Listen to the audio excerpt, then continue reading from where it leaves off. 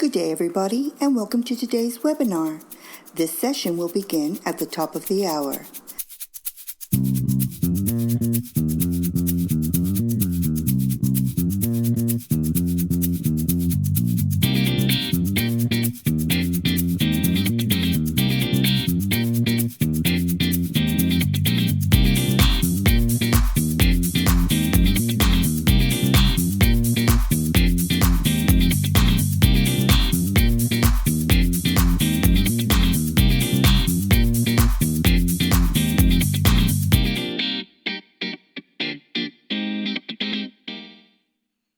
Good day, everyone.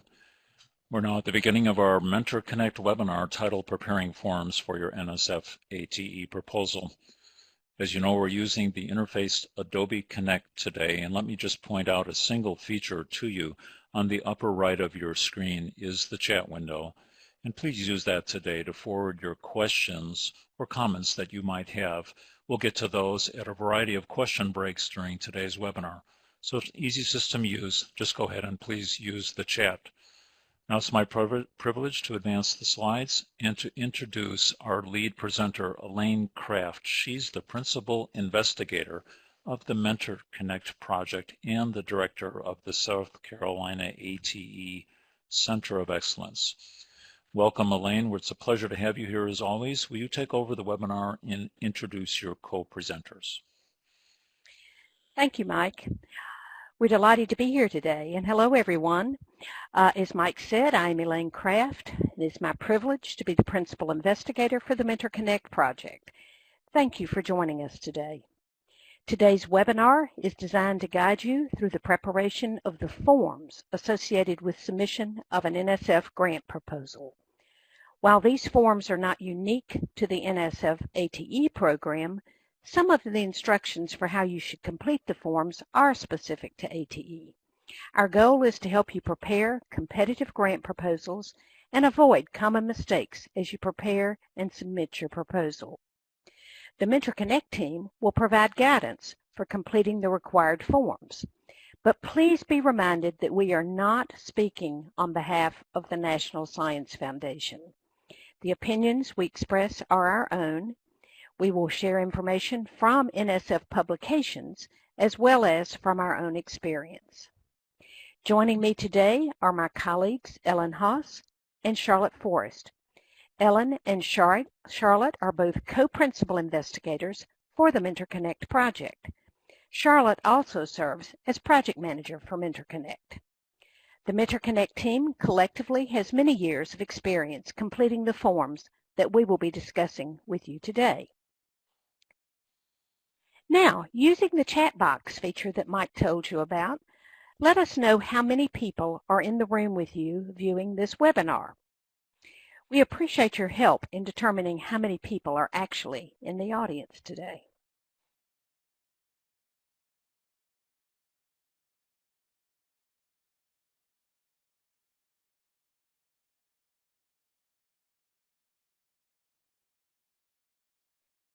Great. It looks like you're all finding the chat box, and thank you so much. Keep entering your responses.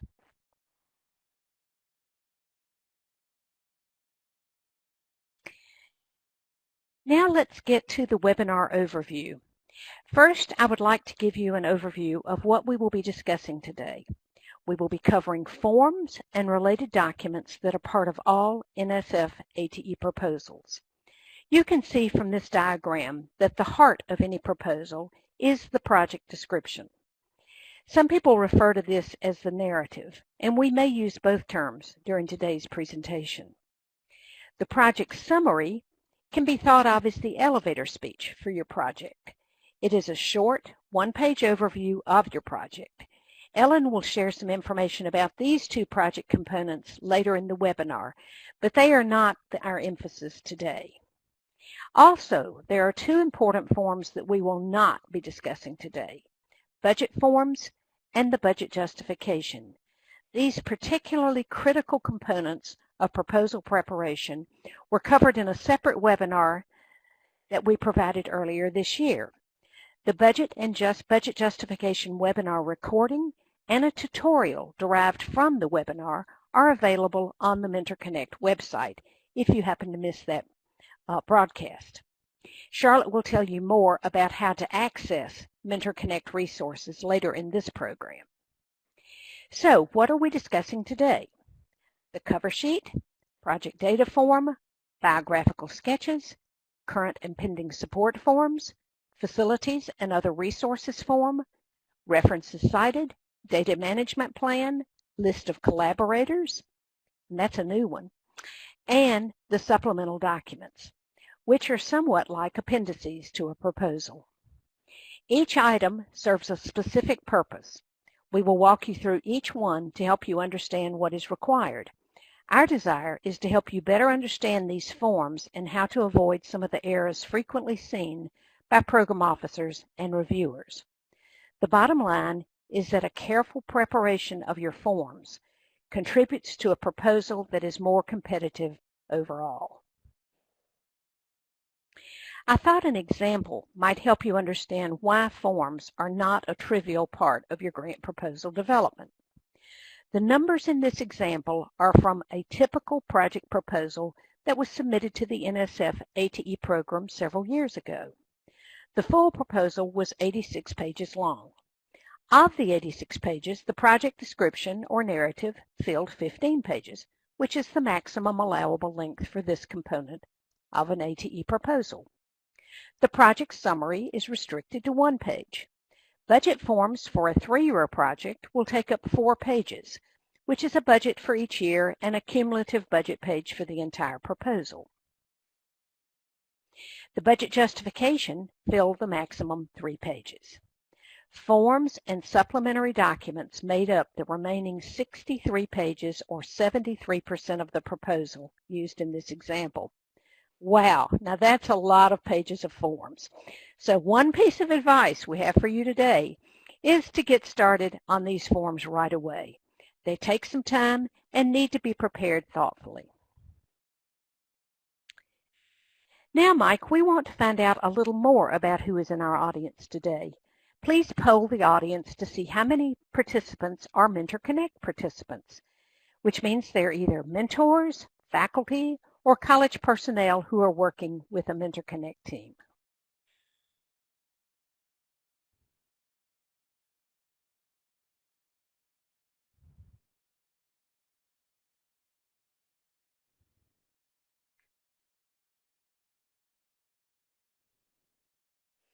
Oh, we're delighted to have so many of our Mentor Connect participants in the audience today. We'll also extend a special welcome to other participants.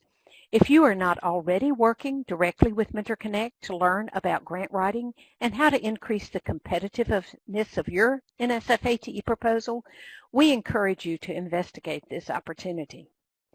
Now, I will turn the program over to Charlotte to get us started.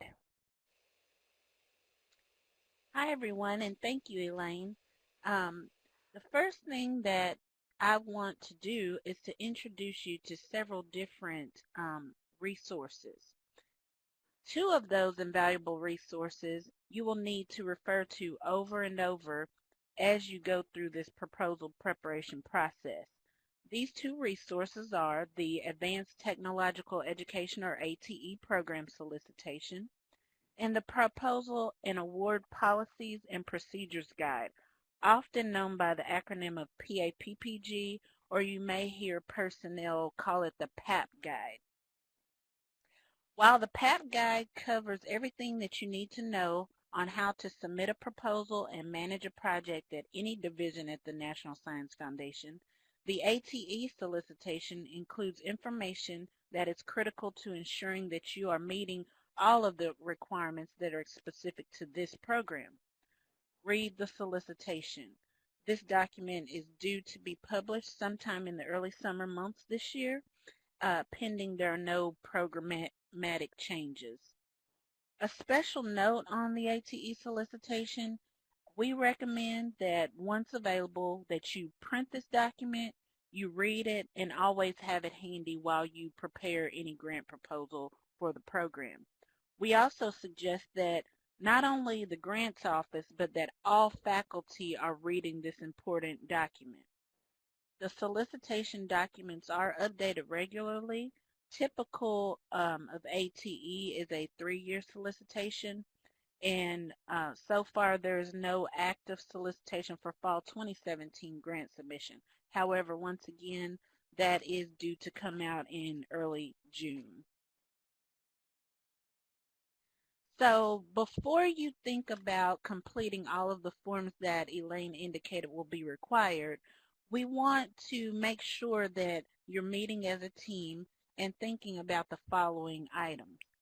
Deciding on one person to handle input into the Fastlane system through NSF, that your principal investigators and what's called AOR, or Authorized Organizational Representatives, are able to, or will be willing to, cross-check and check off completeness before your submission, and that you register your institution within Fastlane and get a Fastlane ID. Identify who the AOR is, and you should be, if you haven't already, deciding on this now or starting really early. Note that you can park items in Fastlane, and nothing is final until you hit submit. You actually have to go through the process of technically submitting twice over. So again, you can start your forms process now. And lastly, get started sooner than later. You'll hear us say that several times during the webinar, but we sincerely believe that one of the keys to success is getting everything done early so that there are no surprises in the end. I want to bring everyone's attention to the screen you see here. We want to let you know that throughout the webinar you will see a light bulb icon. Throughout the webinar, these indicate tips and tricks from the Mentor Connect team to you. These are things we've learned the hard way and would like to draw your attention to just a few takeaways as we go through the process, making it easier for you. So, how do you access information? Again, reading the Proposal and Award Policies and Procedures Guide is vital. This document is issued by NSF, and as you can see on the screen, there are a variety of ways to navigate through the document that is available at nsf.gov.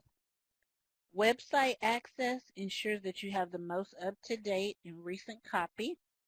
Notable portions of the PAP guide include the proposal preparation section, where you will find things like the proposal preparation checklist, for example, helping you kind of line by line get through your proposal. Seemingly minor information in fine print can make or break your proposal. One important example is something like proposal pagination instructions.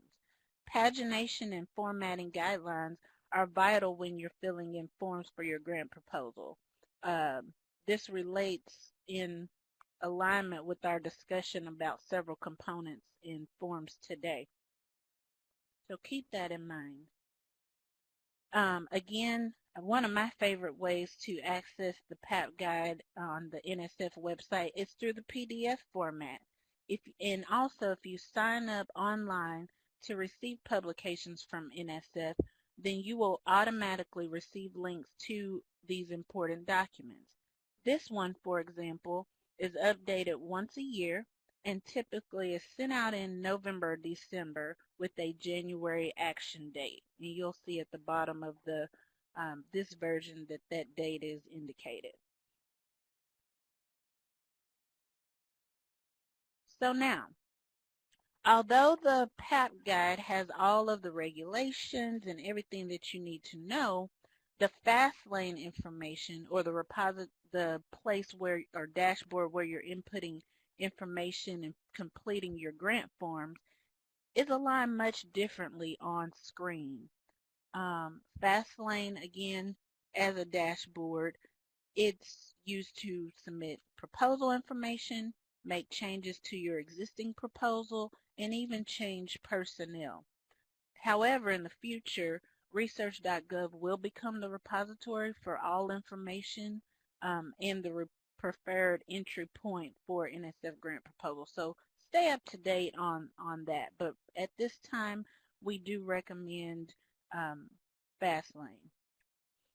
We recommend Fastlane for a number of reasons, but most of all, ease of use, as well as being able to input all data at once in line with the ATE solicitation. The ATE program is a little bit different, and there are some auxiliary forms that have to be completed, so Fastlane is your best friend when inputting this information.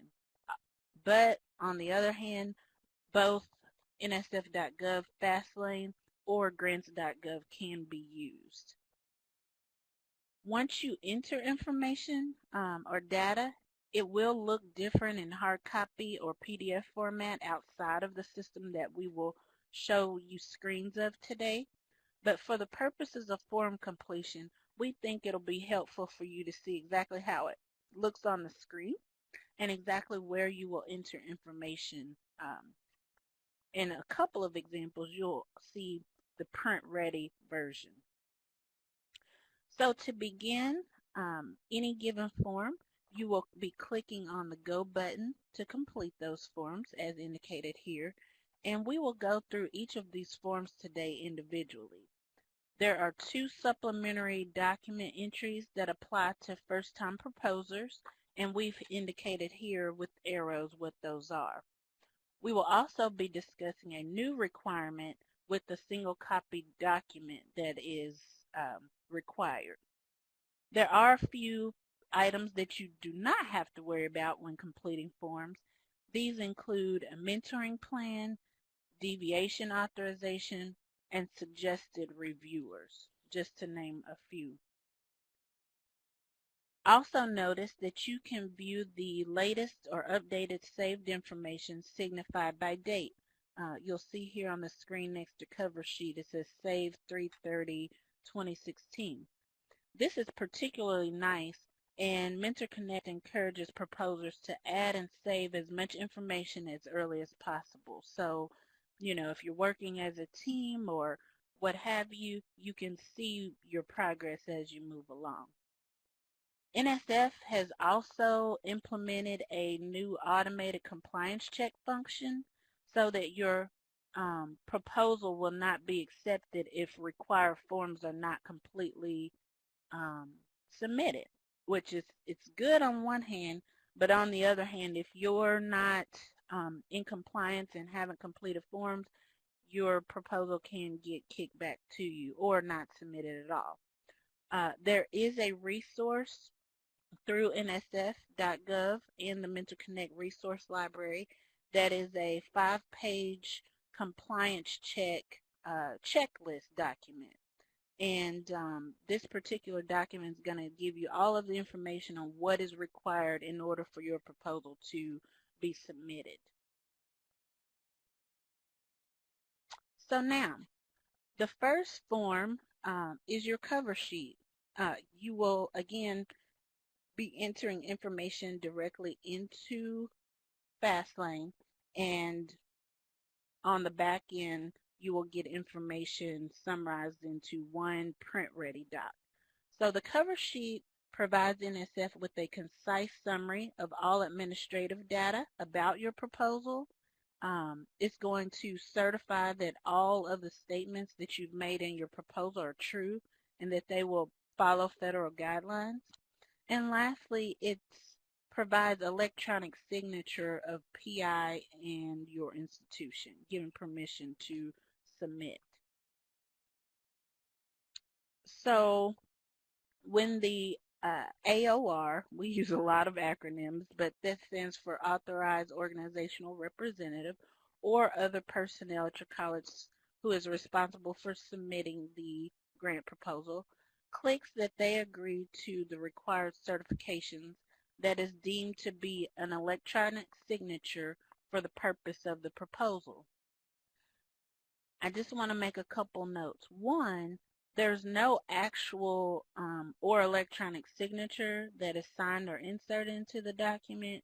On the other hand, it's just kind of a check item for the person with authorized organizational representative authority.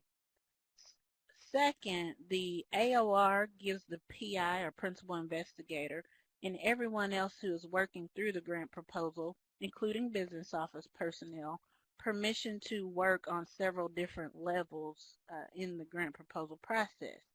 You must get all the way to the end of the page to get to that last authorization question. Only the AOR has permission, granted by your college of course, to submit or check off authorization in this system. This has changed a bit. In the past, there was a window for error or, an extension on deadline. I think it used to be like 5 days. But now it's vital that this is done before the proposal deadline. Your college must submit the AOR certification by the solicitation deadline. I just wanted to make that clarification because we do get several questions about that, and there are no exceptions. So the day that you submit that, your PI submits information, the organizational representative really needs to be ready to sign off. So what you see here on the screen is a sample cover sheet that has been completed. The majority of ATE proposals, including small grants to those new to ATE, will be in the ATE program track. And I'm going to pull down my little arrow and try to use that as we go along. And you can see that here. Here you see Division of Undergraduate Education, or DUE, ATE projects. This is what you will indicate. If in doubt about this, ask your mentor or your NSF program officer. Getting your proposal in the right category for review is very important. Projects invariably take much longer than you think they will. Even if you think you can finish your work sooner, it's a good idea to be mindful of your the time that you're requesting for completion of the grant. A typical grant is going to run a proposed duration of 36 months or 3 years. So here where my arrow is, you'll see proposed duration. We recommend for those new to ATE that you extend it to a 36-month period. This gives you time to finish out your project benchmarks at the end of the grant, and really, make sure that all of your goals and objectives are completed. Similarly, the amount requested in your grant proposal is also vital. Here, for example, you see that this is a small grant and it's $200,000 or less. So you would need to indicate that here. Please be mindful of the indirect costs and other expenses that could carry your total over $200,000. If your grant is over $200,000 total, your information will be reviewed in project discipline categories other than a small grants category. This essentially will reduce your chances of funding by about 40 or 50%. So again, all considered, at the end of the day, your cover sheet should read something under $200,000. A note about proposal numbers, which you see here in the corner. Your proposal number becomes your grant number if the proposal is funded. So knowing your proposal grant number is very helpful at every stage of your process. Really, once you get this cover sheet activated. This is how you locate your proposal when you work in Fastlane. This is also how you identify your college when communicating with your program officers. And lastly, just a note for those who are MentorConnect participants, we ask for this number to help track and assist you through your proposal award process. So keep this in mind. Start dates, we get lots of questions about start dates for your grant, which you'll see indicated with my little green arrow here. NSF is most likely to set your date for your project work on a date that you have selected. So we ask that you consider what might work for your business office, your programs, etc. Some like to start dates to align with the fiscal year, for example. Our college, we start on a July 1 fiscal year date, so that's going to be, most typical for our grants. Some are June, some are July, some are August. Consider the time it will take to get faculty release time worked out and when you want it to start. So for example, if you receive your award notification in May and you selected a start date of, say, September 1, you will have all summer to get this worked out. Choosing a mid-semester start date will most of the time make it difficult or impossible to get people started and working on your grant. So keep that in mind. Don't choose a date that is too early in the calendar year. This could result in a receipt of your award notice on or after your requested start date. You don't want to start your grant off behind, so this is just, again, another note to help you along. And lastly, the start date can be changed, but it's not a super easy process. So we recommend that you, again, align with your team and make sure that you have a start date in mind. A couple of other notes. On the screen, you will notice that there are several check boxes down here under where it says this proposal includes any of the items below. As you submit to the ATE track, the model here shows the appropriate selections. Particular importance is the box that says beginning investigator and that down here at the bottom that says funding mechanism. All of NSF grants essentially are research, but our practice has been that the other than rapid or eager category of research is what you should select. All in all, this cover page isn't a form that you directly insert information. You submit information elsewhere, and Fastlane populates the cover sheet. It populates it with information that you submit in sections that are a little bit buried as you begin working through your proposal. If not done carefully, you can end up with missing information.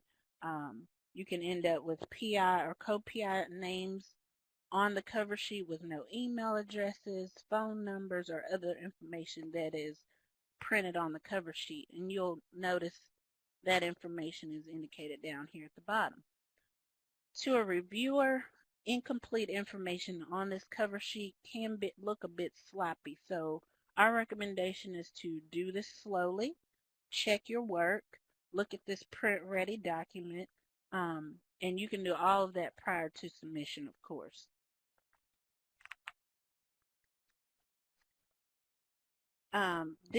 What you see is basically a second page of your cover sheet or a certification page, and this is what it looks like once it's printed out. Again, this is not what you will see when you're completing your form in the text boxes. So just as a recap, we want to give you a couple of takeaways. And remember, when you see that light bulb throughout the webinar, there's some good stuff that you may want to write down. It is important to remember that the cover page is where you will enter the title of your project. A lot of people don't realize they need a title until they're into the process. And from our experience, we definitely recommend not using NSF in the title and striving for something really descriptive, innovative, and meaningful for the work that you set out to do. For example, a title like Expanding Teaching and Learning to Improve Success Rates in Manufacturing. Or you may even choose a title like Bridge to Nanotechnology. Don't try to be too cute or demeaning when you're thinking about a title. For example, we use this all the time. Calling a title such as calling a faculty development project turning bad technician educators into good ones. I don't think that a panel review of your peers would like to see that. So keep that in mind as you think of a title. Acronyms are also a little bit problematic, and you don't want to create a situation where you're having to clarify what you're meaning by your title.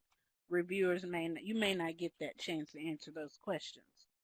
And again, let me reiterate that missing information for your PIs and co-PIs sends a message to reviewers that you haven't paid attention to detail.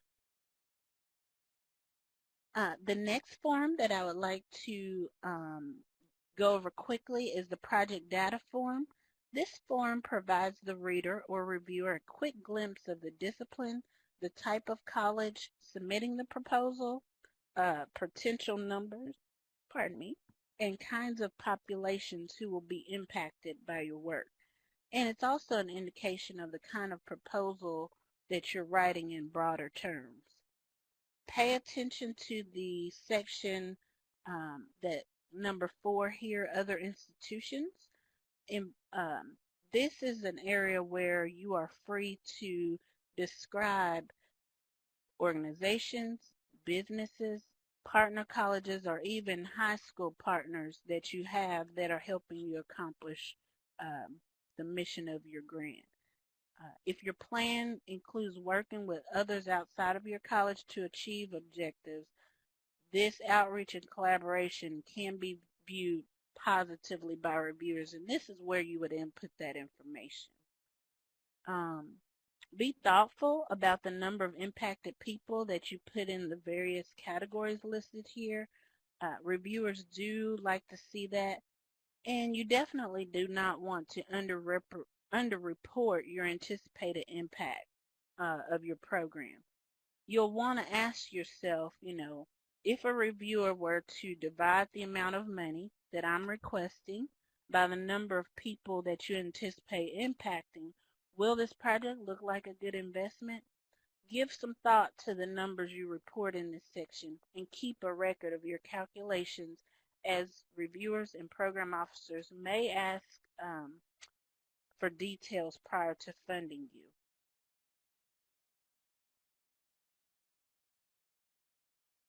Thank goodness. This is a freebie. What you see on the screen is a table of contents that Fastlane automates for you. So this is one form that you do not have to complete. Keep in mind that where you input data will look a little bit different than this print-ready page, but this is what you're striving for. And this is also what Elaine highlighted earlier about the number of pages that you will submit in all once you've completed your grant proposal. So up till now, we've given you mostly an overview, mostly some background information on what to expect as you go through the initial process, but we are ready to entertain any questions that you might have. So I see that there have been a couple entered into the chat box, and we will address those at this time. And again, if you have more questions, feel free to enter those. So the one question is, how do we change a start date? And this question, I think, would probably be most appropriate to ask my colleague Elaine if she could address that.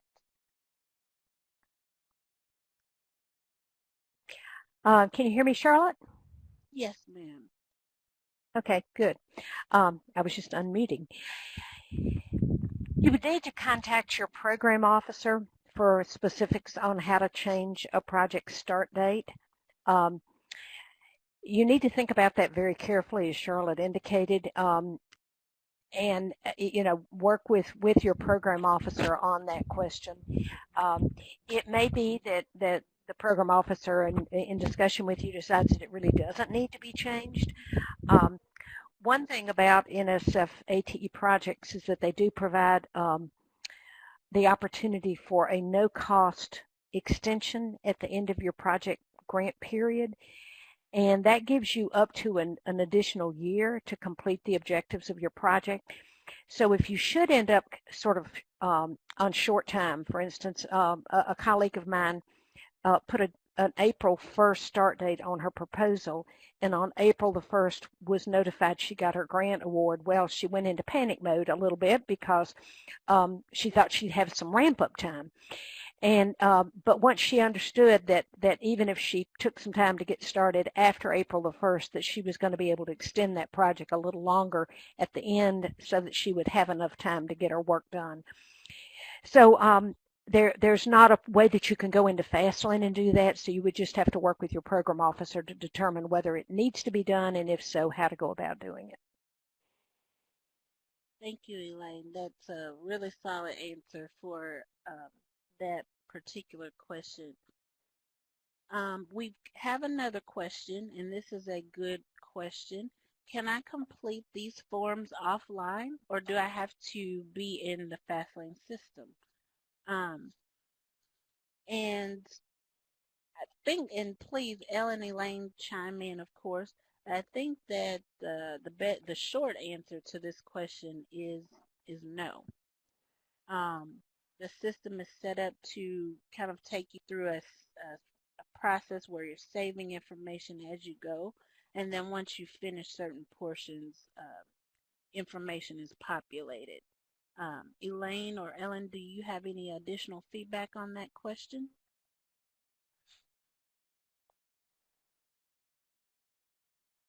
Well, one thing I would say is that there are some forms that allow you to prepare your text and then cut and paste it into a text box, for instance, or to upload a form. You can print these out and get your work done, offline, and then you've got it all laid out so you can put it in into the system. But ultimately, it all has to be uploaded into the system. So it's really not one set answer. The different forms are handled different ways. The ones that are templates in Fastlane, where you actually insert a name or a number into the form, will have to be done that way. And some others you can upload documents. Ellen, has that been your experience? Yes, that has been my experience. I would agree. Okay. All right, thank you. And with that, I think we really appreciate the questions that are coming in, and we will address those as we go. But we do want to be sure that we have time to get into what I feel is the most exciting portion of the webinar, where we're talking through some of the nuts and bolts forms that you will need to complete. So at this time, I would like to pass the microphone to Ellen, who will share some information and dig a little deeper into the components. Thank you, Charlotte, and thank you all for your questions. We do note we haven't addressed all of them in chat, but we will have a few more question breaks where we will be able to do so. We just wanted to move forward through some of the content now, and perhaps some of what we are delivering can address those as well. So here we move to our project summary. So this is essentially your one-pager. It's a summary of your project that includes an overview and, most importantly, a statement on the intellectual merit and a statement on the broader impacts of your proposed activities. Do note that your proposal will not be accepted if it is submitted without a project summary, or if the project summary does not address both the intellectual merit and the broader impacts of your proposal. So Fastlane will prompt you to enter this information into 3 separate text boxes: your overview, intellectual merit, and broader impacts. You're required to submit information in all 3 text boxes, and your project summary in total should be no more than 1 page. The total number of characters that will be accepted, totaling all 3 text boxes, is 4,600 characters. So if you prepare your project summary in Word, you can then cut and paste the appropriate pieces into the text boxes. But do note you will want to proofread it when you've cut and pasted. There sometimes can be difficulty with character counts. And if you get repeated errors, you may want to resort to typing the text directly into the text boxes. Also, sometimes possessives, for example, can translate into bizarre characters like $signs, so you do want to go in and proofread and make sure the text looks correct. You will need to work within these text boxes. NSF will only accept the project summary as an uploaded separate document if it contains special characters such as mathematical symbols or Greek letters. So if your proposal requires the use of these characters, you need to check the box on the project summary screen that indicates you'd upload your project summary as a supplemental document. But do note it is really not typical for ATE project summaries to have special characters or to be uploaded. So do plan to use these text boxes to input your project summary.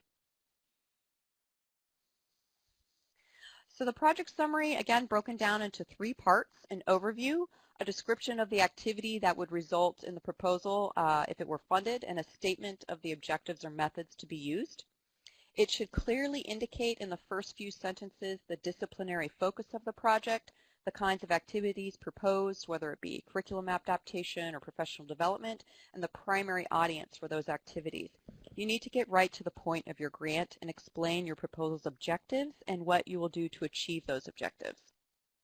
As a general rule, you do not want to use this space for building a rationale for your project, describing your college or community environment, or stating the amount of money that you're requesting. It should be a concise overview. You want to consider it your elevator speech, and if this is all that someone reads about your project, they should be able to understand what you're trying to do and your desired outcomes. Let me move back. So when addressing intellectual merit and broader impacts, be sure that you understand what NSF means by those terms by studying the criteria provided in the request for proposals, the RFP, and the Proposal and Award Policies and Procedures Guide, the PAPPG. Again, throwing these acronyms at you. You do not have to address all of the criteria listed by NSF in the ATE program, but you should plan to align with at least some of what has been provided to prospective grantees. So the statement on intellectual merit should describe the potential of the proposed activities to advance knowledge, and the statement on broader impact should describe the potential of the proposed activity to benefit society. And the ATE request for proposals will help to refine this criteria further in a section on merit review principles and criteria, where you can use some of the examples of questions that are listed there to address these factors, such as under intellectual merit, does the project have the potential for improving student learning in science or engineering technician education programs, as an example? Or under broader impacts, has an assessment of workforce needs for technicians been conducted? Does the project work with employers to address their current and future needs? Does the project promote diversity in the technical workforce? So be sure to pay close attention to these criteria when crafting your intellectual merit and broader impact statements. So moving forward to the project description. So this is the heart of your proposal, and it should provide a clear statement of the work and activities you're undertaking. It should address what you want to do, why you want to do it, how you plan to do it, how you will know if you are successful, and what benefits and impacts will result from a successful project. So that means including information on the project's motivating rationale, goals, objectives, deliverables, and activities, as well as incorporating a timeline, management plan, the roles and responsibilities of the PIs, co-PIs, and other senior personnel, a sustainability plan for after the period of NSF funding ends, an evaluation plan, and a dissemination plan, all in 15 pages. So again, you'll want to pay close attention to addressing intellectual merit and broader impacts, as I talked about earlier. And do note that your project description must include as a separate section within the narrative labeled broader impacts, where you can address the broader impacts of your proposed work. On the screen, as you see, here's the actual form in Fastlane for project descriptions. So your project description would be done all offline and then uploaded and converted. It can be uploaded in a variety of word processor files, and Fastlane will convert it to PDF. And you will want to double check your upload once it is in Fastlane, just to make sure there were no issues in conversion. So some takeaways on the project description, just a few tips. They may seem like no-brainers, but they're actually crucial to your proposal success. You'll want to pay attention to font size and layout and the size of your document. As I mentioned before, the length of the project description must fit into 15 pages with 1-inch margins on all sides. So once uploaded, again, it's a good idea to check that you do not exceed these guidelines, this amount. While the PAPPG allows for a minimum font of 10-point in specific fonts such as Arial or Courier, Mentor Connect recommends that you use an 11 or 12-point standard font to ensure readability. You'll want to use section headings, bullets, or charts to ensure a clear proposal and readability, and note that any visuals must be included in the 15-page limitation. And again, keep in mind your reviewers. They may be reading up to 12 proposals. You may be the last one. They're reading late at night. And if what you've submitted uses a minimum font size and has a poor layout or doesn't clearly address the topics in the solicitation, it won't encourage a good rating. As another point on formatting, do not use automated endnotes. You can number your references and then list them in a separate reference section, which Elaine will go over later in the webinar. So again, references are a separate section and do not count to your 15-page limit.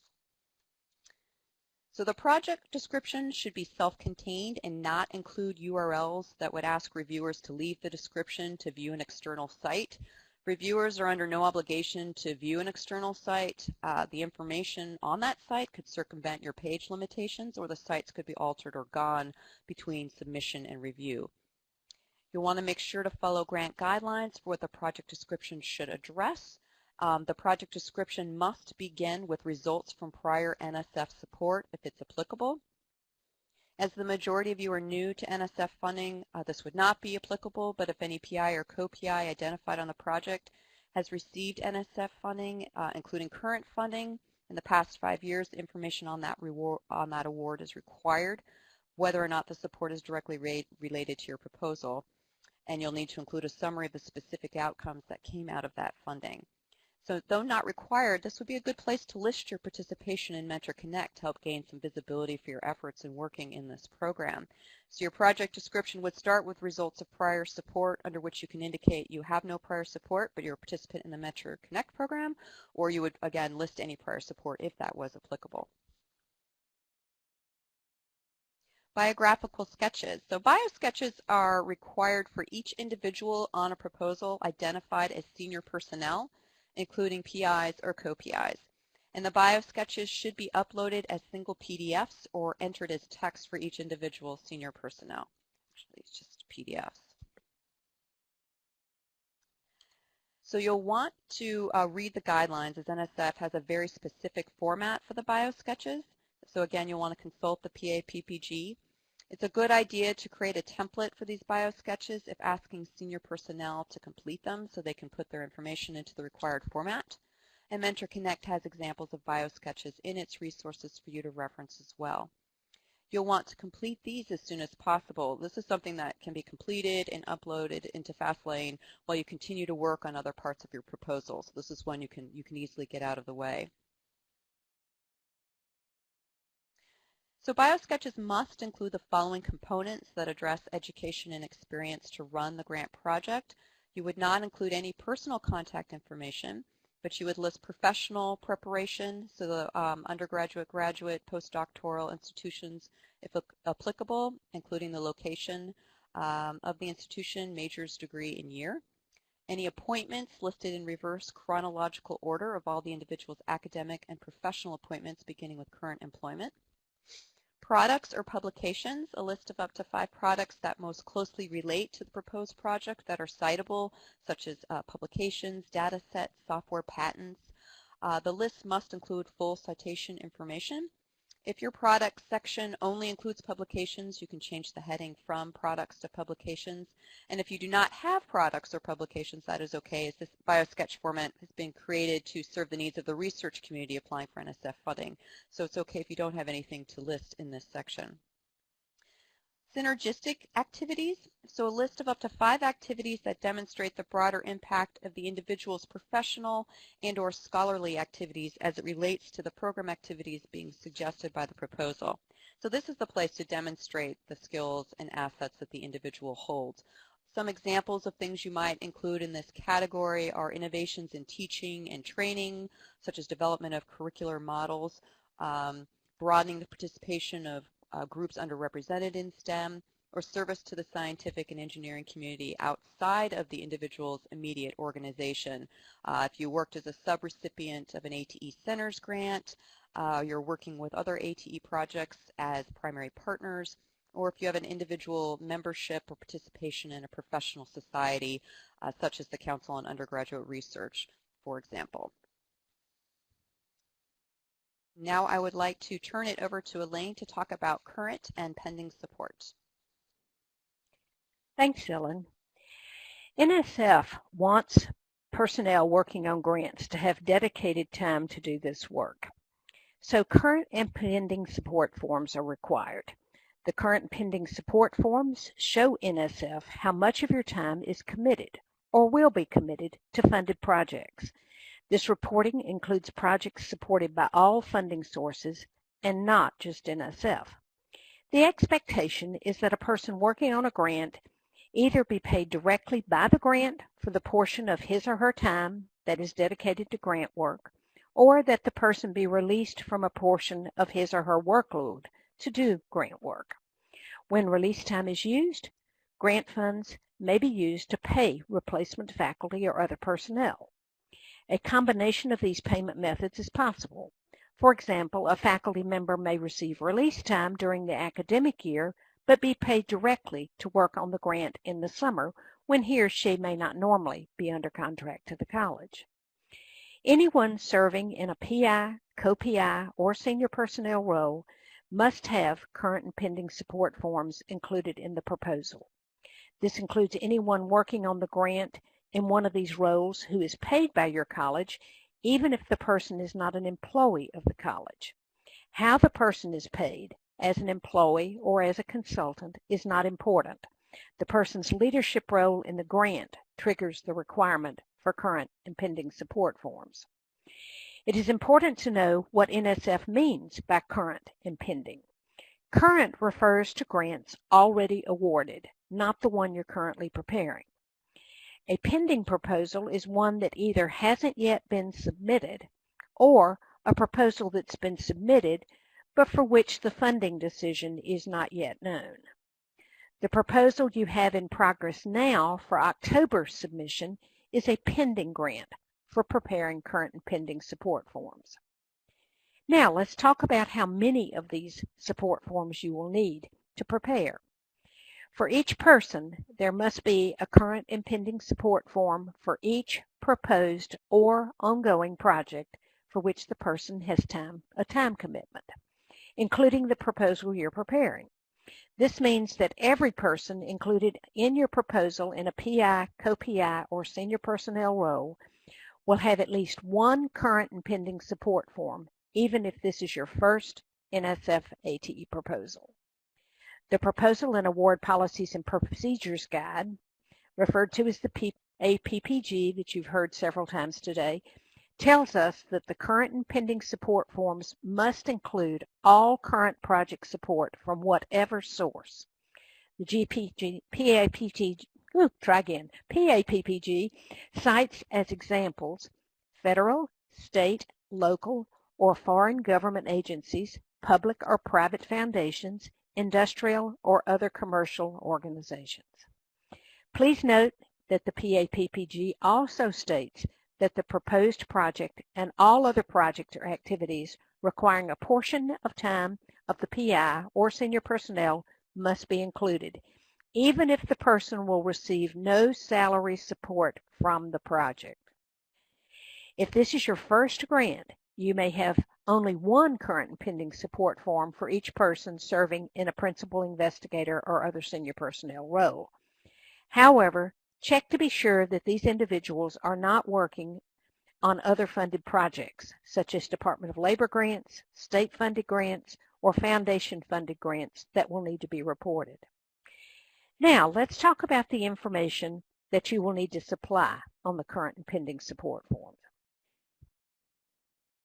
There is a template in Fastlane for preparing current and pending support forms. This is what the template looks like in Fastlane. The process goes more quickly if you collect all of the information you will need prior to completing the form. I will walk you through each line for which you will be supplying information. Also check and double check prior to proposal submission to make sure that the information you submit in the current and pending support form is consistent with the information you provide elsewhere in the proposal. The budget, for example, is one place where you will indicate the time commitment of personnel. NSF will check to make sure that the time commitment reported is consistent across these forms and is done correctly. You will need to supply the following information for each project and person for whom a form is completed. The project or proposal title. You will want to put the title. Charlotte talked to you a little bit about titles earlier of the proposal that you're going to submit, or the title of any previously funded project or one that's pending funding. Your source of support is asking who is currently funding or who will be asked to fund the project. Typical sources include the National Science Foundation, Department of Labor, U.S. Department of Education, a state such as California, or a foundation such as the Lumina Foundation. The project location is your institution's location or the location of the organization currently implementing a previously funded award if you are doing work on a project not based at your college. The total award amount will be the total budget being requested or the grant amount already awarded. For your proposal that you're working on now, that's one line that you may need to go back and check at the end, because typically you're adjusting your budget up until the last minute. The start date is the actual start date for already funded grants, or the anticipated or requested start date for your new project should it be funded. The end date should be the assigned or anticipated end date of the project. The support type is where you indicate either current or pending. And then you're supposed to give the person months per year committed to the project for the person. This is where the majority of mistakes get made. For this reason, I will be providing a couple of examples to reemphasize some points. Person months per year committed to the project is the way you report a person's time commitment to a project. As you will see in the note at the bottom of this page, the question is not the time span of the grant work, like the grant's going on for a full 12 months of the year, but rather how much of a person's time within a time span that the person will work on the project. This time commitment will need to be translated into person months. Person months must be reported with only one decimal place, so you may need to round off your calculated numbers when reporting. There are 3 options organized into 2 categories for reporting time. Person months are to be reported in one category or the other, never in both. The first category is calendar. This category is typically used for 12-month staff who work on the project, usually year-round. Person months reported in this category are most often associated with salaried personnel who work a percentage of time, such as 10% or 30%, throughout the 12-month calendar year. The second category includes academic and summer. This category should be used for faculty. Faculty typically work on academic year contracts. Some faculty also work during summer on a summer contract. The academic and summer boxes are provided to report this time in person months. To determine person months for faculty requires some calculation, unless the person is being supported 100% by a grant, which is rare. Since this reporting of person months on current and pending support forms and on budgets is very often done incorrectly, let's go through a couple of examples. In the first example, we have a 12-month employee who dedicates 10% of his or her time to grant work. The number you should put in the current and pending support form is 1.2 calendar months, which is 10% of 12 months. Note that you report time in months and using only one decimal place. If you have made an entry in the calendar box, leave the other 2 boxes blank. Fight the urge to put numbers in all 3 boxes. Next, consider a faculty member who is working on an academic contract. Typically, these contracts are for 9 months, but may vary by institution. This is where your math skills will be needed because all time must be listed in months. Some translation will be required. For example, if a faculty member typically teaches 5 courses per semester, and this person will be provided 1 course release time to work on the grant both fall and spring semesters, that is considered 1/5 of the person's workload, or 20% release time, academic, referring to the academic year. Calculate 20% of the months covered by the academic year contract and report that in the academic box on the form. In this example, I assumed a 9-month contract, a full-time teaching load of 5 classes, and 1 course release time per semester to be provided by the grant. This will be 1.8 person months for the 9-month academic year. If release time for this person is just for 1 semester, then you would report half as much time in months. 1 course release time for 1 semester is 0.9 person months. You would enter 0.9 in the academic box on the form. Now let's consider a situation where a teacher who had 1 course release time for both fall and spring semesters will also work on the grant in the summer. Again, you must determine the time the person will work on the grant in terms of months and will report this in the summer box option. For example, the summertime commitment could be 2 weeks or a half a month, which will be reported as 0.5 person months. You enter 0.5 in the summer box on the form. If a faculty member is scheduled to work on the project only in the summer, then you put the person months in the summer box and leave the academic box empty. With faculty, therefore, it is possible to have time reported for both the academic and summer options. In the case of faculty, time may be reported in either or both options. The person months for the academic and summer options added together must not add up to more than 12 months. I will stress one more time that if you've entered a person months in the calendar box in reporting project time for an individual, under no circumstances should you also report academic or summertime for the same person on the same project. There should always be at least one of 3 boxes left blank, and sometimes 2. Once you complete all of your current and pending support forms, then Fastlane produces a form that looks like this example. In this case, from Interconnect co-PI Dennis Faber, he was working on the first MentorConnect grant when the proposal for the second MentorConnect grant was submitted. Therefore, he has 1 entry for pending support and 1 for current support. An individual working on multiple projects will end up with a form with several entries like this. Again, NSF will be looking to see what the total time commitment is for an individual across all projects. Just to recap, one of the most frequent errors seen on current and pending support forms is mixing calendar year months with academic and/or summer months. Just don't do that. Although the PAPPG mentions limiting faculty time to 2 summer months, this is not an expectation for ATE grants. Having faculty supported throughout the year is important in the ATE program. Even so, an important point about personnel time on grants is that it needs to be reasonable and aligned with the work that the person will be doing. Reviewers expect to see key personnel included in the budget with compensation for time they devote to grant work. Beware of having personnel donate time to grant-funded projects. For one thing, reviewers will not believe that the scope of work can be completed without some grant-supported personnel named who have specific responsibilities for that scope of work.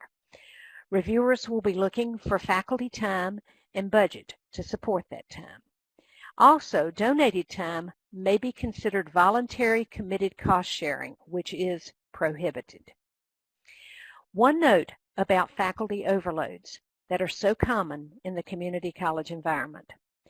NSF will allow faculty overload pay for those working on grants as long as the workload is consistent with college policy and the policy applies to all faculty and not just those working on the grant. This is a change from previous years. If it is anticipated that faculty who will be working on the grant will receive overload pay, the budget and budget justification for your proposal will need to provide specifics about this, and the college policy should be referenced in your budget justification. Another form to be filled out is the Facilities, Equipment, and Other Resources form. This form provides an opportunity to explain the infrastructure, laboratories, equipment at your institution, and perhaps at partner locations that will be available for use to support the success of your project. You may also mention personnel as part of other resources. With this form, You should focus on equipment, infrastructure, and personnel that will or might be important to your project. It isn't necessary to describe all of the capabilities of your college. It can be distracting to reviewers if the descriptions do not seem to have a bearing on the project that's been proposed. NSF instructions state that in order for NSF and its reviewers to assess the scope of a proposed project, all organizational resources necessary for and available to a project must be described in the Facilities, Equipment, and Other Resources section of the proposal. The NSF Grant Proposal Guide further states that proposers should include an aggregated description of the internal and external resources, both physical and personnel, that the organization and its collaborators will provide to the project, should it be funded. Such information must be provided in this section in lieu of other parts of the proposal, such as your budget justification or project description. The description should be narrative in nature and must not include any quantifiable financial information.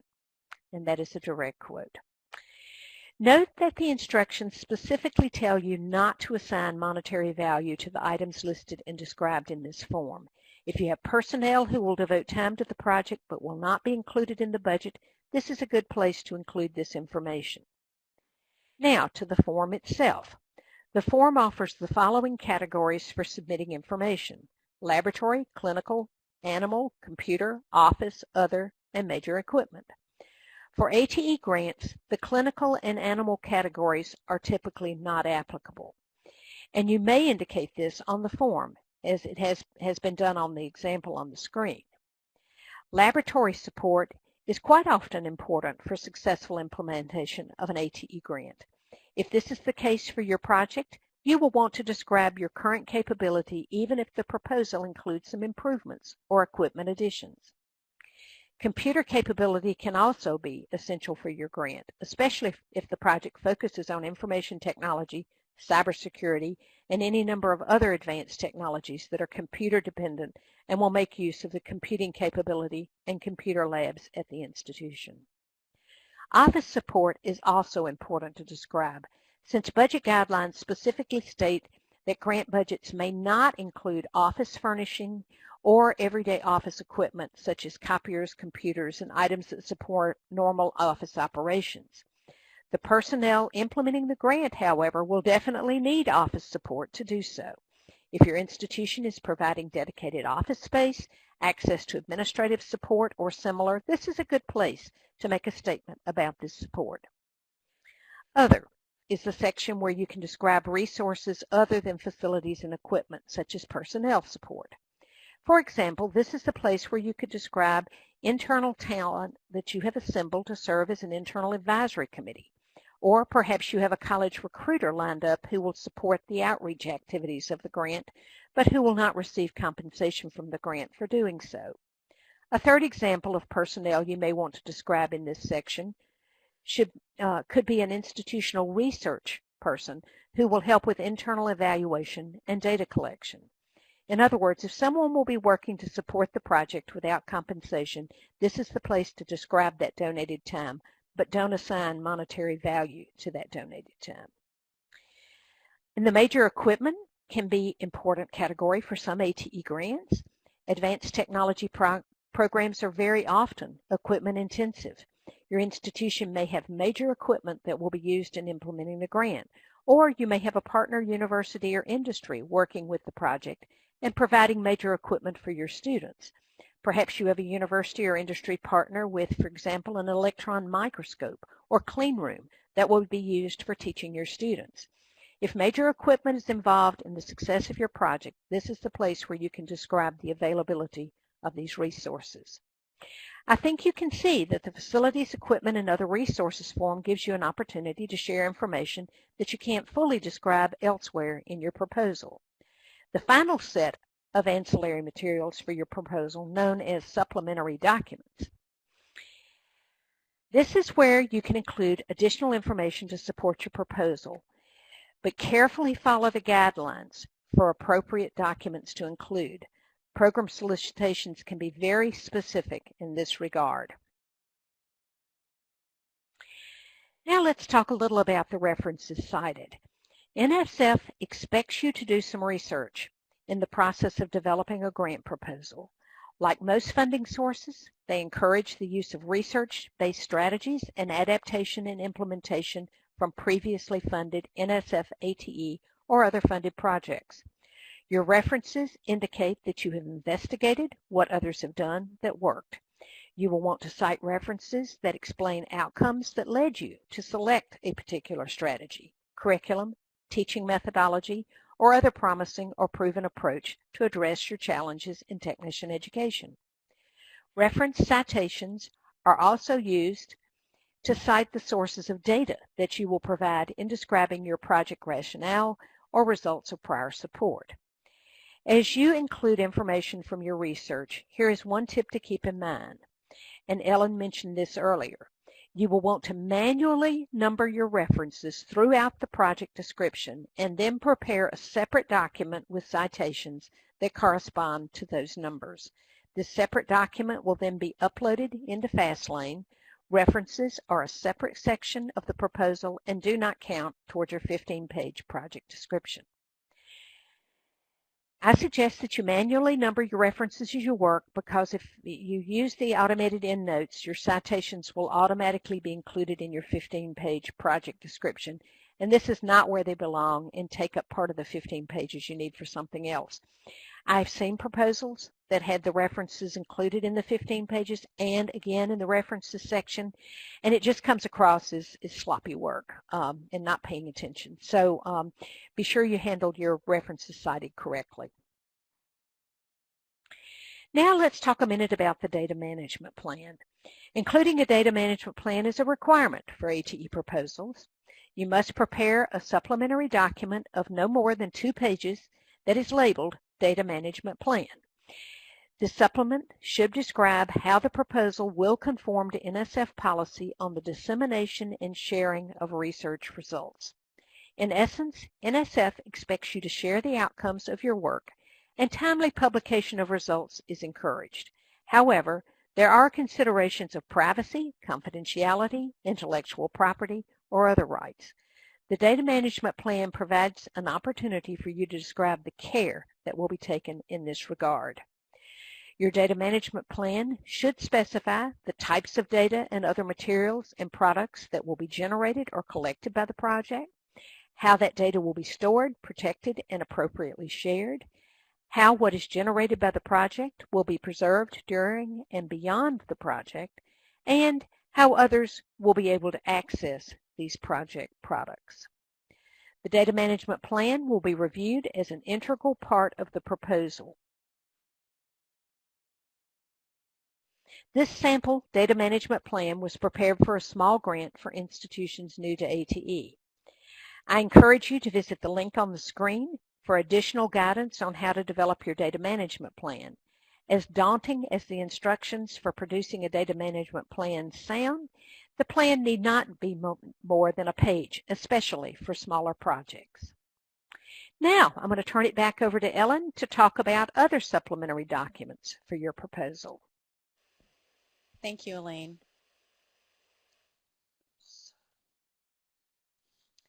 So the only required supplemental documents are a data management plan, which Elaine just covered, and a list of all of the known people aside from participants and students who will receive compensation from the project and their affiliation, which would need to be uploaded under other supplementary documents. So you'll need to create and provide a list of all of the people receiving compensation from the project, aside from the participants and their affiliations. Note that some of these people may not be from your college. And this is an area to really look for consistency. This list needs to be consistent with the budget and budget justification you submit, with what's in your project description and in your current and pending support forms. So in other words, you don't want someone listed in the supplemental document whose function hasn't been addressed somewhere else in the project description and budget. And letters of commitment, while not required, it's a good idea to obtain a few well-chosen letters of commitment for your proposal. And the key word here is commitment. Reviewers want to see documentation of the commitments described in the proposal, such as a letter from an industry partner pledging resources or time to the project. And letters of commitment should outline specific collaborations, partnerships, or resources and not merely be letters of support. Letters that just endorse the project or offer non-specific support should not be included. And you'll want to be aware of boilerplate and templates for letters. Reviewers do notice if you have a solid proposal but 5 identical letters of commitment, it just doesn't look good, and it actually calls into question the real level of commitment on behalf of those partners. Examples of other supplemental documents that you could include, if you're proposing to revamp a curriculum and have already created one of those modules, you might want to update it, or you might want to include that sample. Or if you're conducting a professional development workshop and you've developed a draft agenda for the workshop, this would be a place you could include that as well. Just be careful not to go over 30 pages. Reviewers are not required to read over that amount, and it's discouraged. You also note that any supplemental documents need to adhere to the same font and page formatting requirements as the project description. And supplementary documents can be uploaded into this section of Fastlane as a PDF file. So in addition to the supplemental documents, there's also one single copy document that you need to complete for collaborators and other affiliations. So this is also something that is you would upload. It's required for all senior personnel. You would need to provide a list of each individual identified as senior project personnel. You would need to provide a list for all the people in alphabetical order who are currently or have been collaborators or co-authors with the individual on a project, a book, an article, a report, an abstract, or paper during the 48 months preceding the submission of the proposal. And also include those individuals who are currently or have been co-editors of a journal, compendium, or conference proceedings during the 24 months preceding the submission of the proposal. So this is a place you would list those collaborators and those other affiliations for each senior personnel. And if there are no collaborators or co-editors to report, this should also be indicated. And this is really something that NSF looks at when they're selecting review panels, so there's no conflict of interest in reviewers that they might select to review your proposal. So just some general advice. You will want to start early and review what you've written several times. You've obvious to say, but you don't want to get into a time crunch the night before proposal submission, and you'll want to take the time to plan out your proposal, write it, and review it, and have those that are outside the work that you do read it as well and make sure it makes sense. And the key thing is not to be afraid to ask questions of your mentors or the Mentor Connect team. If we have the answers, if we don't have the answers, we'll find you the answers, and there are no stupid questions, so please feel free to ask any and all questions. And with that, I'm going to actually turn to a question break so we can address some of those that have come into chat and any additional ones you want to submit at this time. All right. Charlotte, thank you. Okay, thanks. Yes, thank you, Ellen and Elaine. We've gone over quite a bit of content so far in the webinar, but we definitely want to address some of your questions and maybe even recap on some of those that came into the chat box and were addressed in the chat box. One in particular, we had a question from the audience from two participants and one was from Matthew and the other from Cheryl, and I think it's just worth highlighting.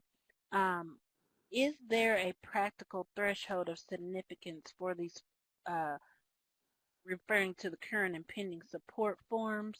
For example, if a faculty member has a number of other grant funds or another grant that they're putting work towards, say 3 to 5 hours, and then Cheryl asked on the flip side, if I'm a dean or have a different role at the college, how do I record that time on pending support? And Ellen answered it perfectly by stating that, and just for clarification for all, the PAP guide does state that current and pending support forms are required, must include all current and project support. That's federal, state, local government agencies, as well as public or private foundation funding. And she clarified that regular duties that are not a part of the project-based proposal that you're submitting, such as serving as a dean, would not be included.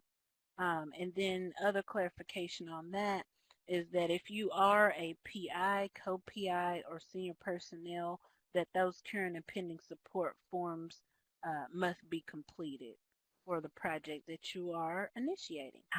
I'll help you. Just probably can figure it out. We had a great question come in from Vicky.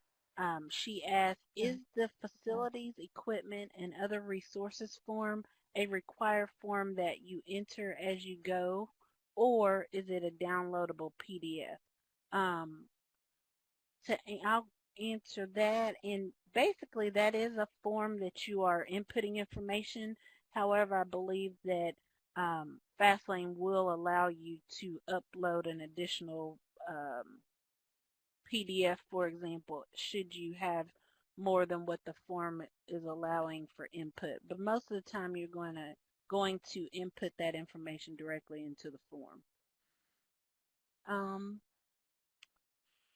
We have a question from Mike, and he is asking, can we suggest reviewers for our proposal? If so, how would we do that? And Elaine or Ellen, if I could throw that out to you, more experienced team members. Okay, I'll chime in on that. In the ATE program, you should not recommend reviewers. The panel review selection process does not incorporate your suggestions. So if you put them, they'll just ignore them. This particular feature is applicable to the research directorates, where they, some of the scientists are working on extraordinarily specific scientific research, and there may just be, a finite number of people in the country who would even understand enough to be able to review their proposal for its merits. And so that's why it's in there. It really doesn't apply to ATE, so I wouldn't spend any time filling that out. All right, thank you.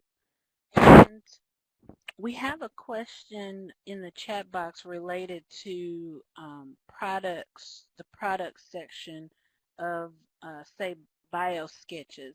And the question posed is, if there are no products, do we exclude that section? Or do we include the section heading and then like a not applicable statement? Just to briefly answer that, you would basically not include that information on your Biosketch if it's not applicable. You would move to the next section and input data as you continue on in the process. Any other feedback on that, Ellen or Elaine, in your experience? Oh, I agree. There's, if you don't have anything to put in it, you don't need to include it. Yeah, there are again, other places. No, go ahead. It's, we did say in other places, like in the budget, if if there's a budget category and you don't have any expenses there, it's a good idea to put none or not applicable. But in this case, there's really no purpose for putting it. Go ahead, Ellen. No, I was going to agree, and I was going to say a lot of that, again, is really focused on the research community, where they would have a lot of publications or products that would need to be listed. So if it's not applicable, you just wouldn't use the heading and wouldn't put anything there. So I agree. Thank you, ladies. And I'll address a couple more questions here, and we'll move into a portion of the conclusion. But Cheryl has brought up a really good point, and I think this is a great time for a little bit of clarification.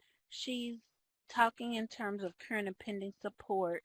She's wondering if only projects that faculty or dean are paid for a grant, are these people filling out the form? For example, our dean often has many projects she works on that are not funded by grants but are considered projects.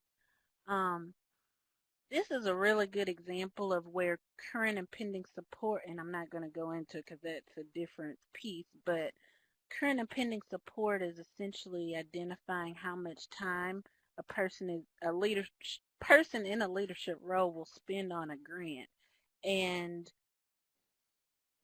should a grant be funded, this current and pending support is just documentation for what's called time and effort. And so, Cheryl, to answer your question, in your case or in your dean's case,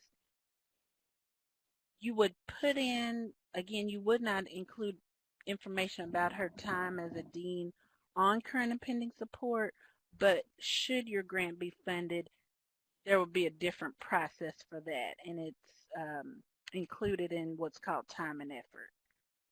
I'll keep that short. Hope that helps, Cheryl. I think the question here is external funding. You may have projects going on in the college, but if you've got externally funded projects, they really don't want people to be more than 100% funded by external funding sources. And that, they have done some audits in the past and discovered that they did have people on grant funds that were, supported at 150% of what their normal workload would be, and that's just not acceptable. So this is just one way of tracking that.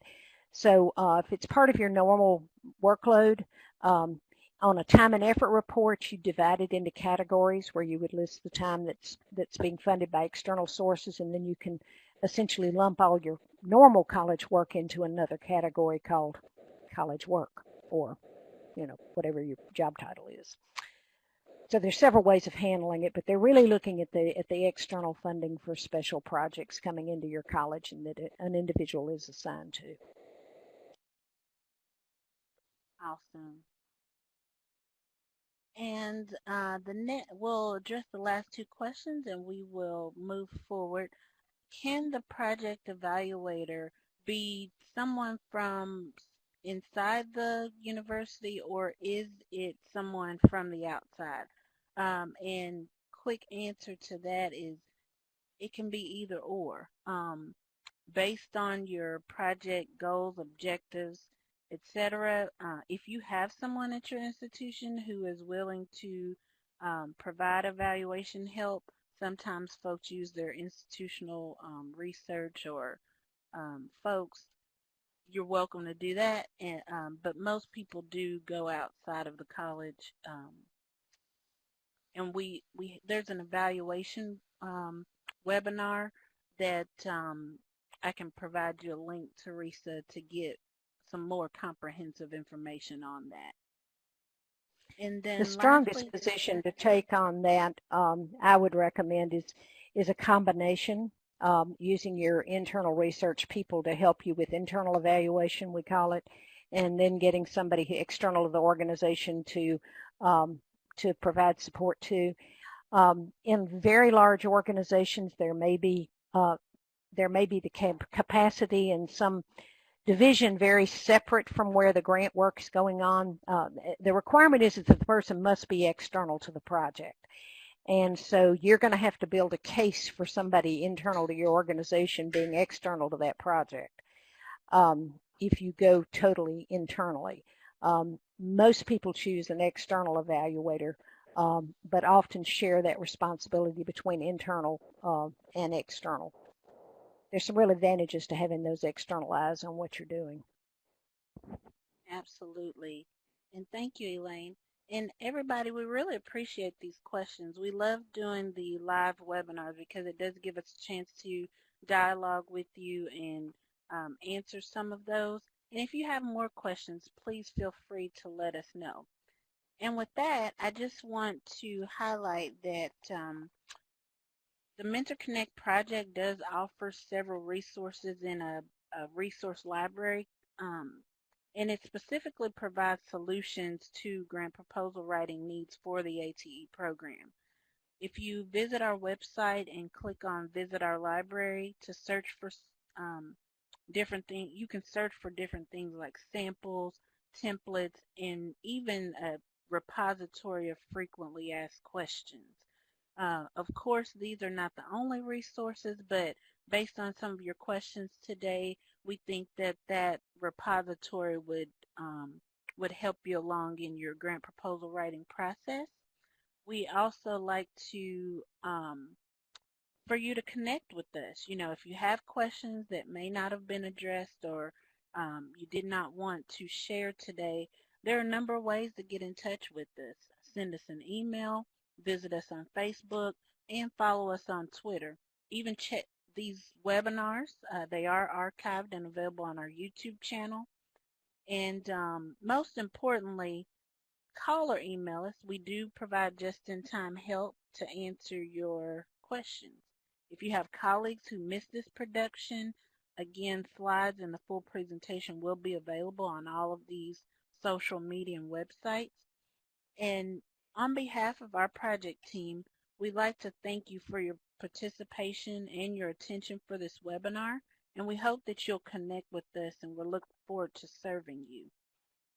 We value your feedback, and so as you leave the webinar today, we would love it if you would take just a moment to complete our short evaluation survey. With that, we'd like to thank Elaine and Ellen for their participation.